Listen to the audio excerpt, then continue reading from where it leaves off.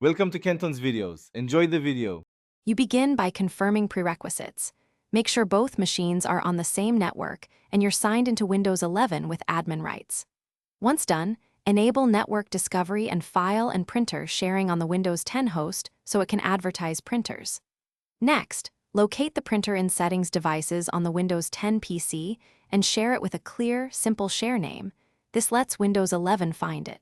If you haven't installed the printer driver on the host, do that now. On Windows 11, go to Settings, Bluetooth and Devices, Printers and Scanners, and click Add Device. If the printer doesn't appear automatically, choose Add manually. This gives you detailed options. Select a shared printer by name and enter the path in the form / Windows 10 PC name / printer share name.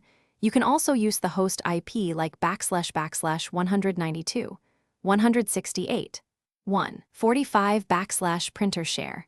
Make sure to pick the right driver when prompted. Windows may download one, but you can force install a specific driver to avoid conflicts. Once connected, set the new printer as default if desired and print a test page to confirm functionality. This verifies driver compatibility and network reachability. If Windows 11 selects a wrong driver, manually download and install the manufacturer's driver and re-add the shared printer. This resolves most print errors. If print jobs stall, restart the print spooler service on the client and host, and make sure firewall rules allow file and printer sharing. One key troubleshooting tip: temporarily disable third-party firewall or VPN to rule out network blockage. Thanks for watching. Consider subscribing if we helped you.